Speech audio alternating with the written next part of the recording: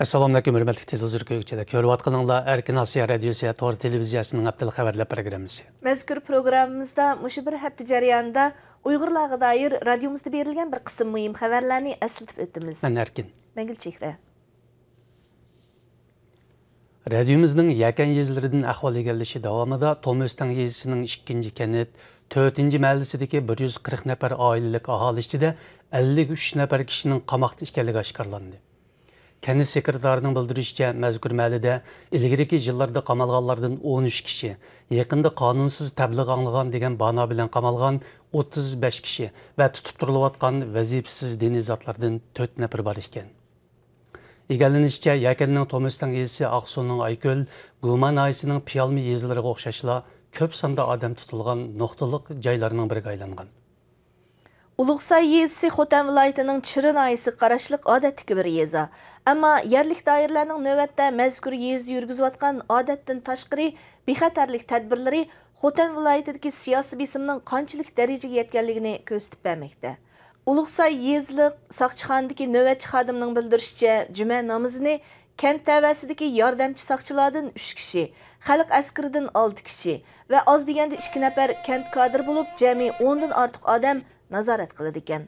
Mazkur yordamchi soqchi buning sababini izohlab, bu yil kirgandan buyon atalmish terrorchi unsurlarning parakandichiligi tufaylidan Xotanda vaziyat jiddiylashib, qattiq bexatarlik tadbirlari e'lingan bo'ldi dedi. Yaqindan buyon Misr, Turkiya va dunyoning boshqa ellarida o'qiyotgan bir qism Uyg'ur o'quvchilarning Xitoy hukumati tomonidan chaqirtirilib ketilishi, hatto ba'zilarining yurtiga qaytgandan keyin izderikining bo'lmasligi muhojiratga Uyg'urlar orasida kuchli qo'lg'uli paydo qilmoqda. Radiomizning Misrdan ahvol egallashi davomida doiralarning bu yerdagi Uyg'ur o'quvchilarga 5-oyning 20-kunidan ilgari yurtiga qaytish haqida uqtirish qilganligi, hatto ularning yurtiga ota-ona va qarindoshlarini ta'qib ostiga olganligi ma'lum bo'ldi. Halbuki Xitoy hukumatining munosabatli organlari va chet ellarda turishli Xitoy elchixonalarining ma'rif boshqarmalari bu haqda uchur berishni rad qildi. 25 aprel kuni Bosh shtabi Washingtondagi Hudson instituti Xitoyning zulmi va Yevro-Osiyo o'tishmasidagi Uyg'ur qurolliqlari temasida muhokama yig'ini o'tkazdi.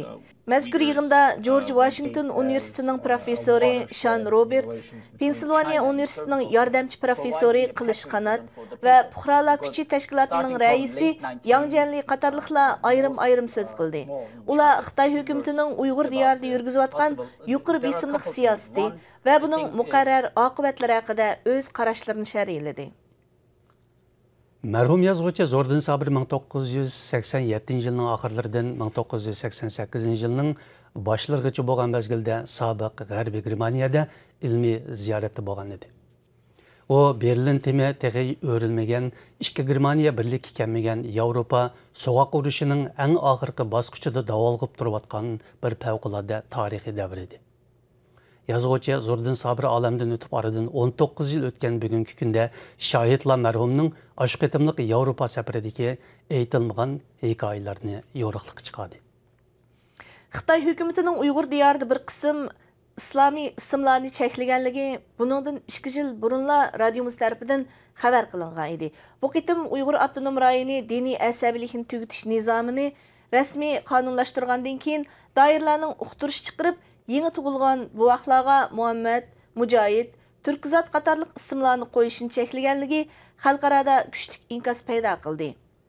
Amerika Uyg'ur birlashmasining raisi Ilshad Hasan apandi bu haqda inkas qaytirib, Xitoy hukumatining rayonda yurgizayotgan milliy assimilyatsiya siyosatini qattiq tanqid qildi. Muhtaram televizor ko'ruvchilar, yuqorida Erkin Asiya radiosi Tor televiziyasining haftalıq xabarlar programmasini ko'rdinglar. Kelar hafta ko'rishaylik. Xayr xo'sh. Xayr xo'sh.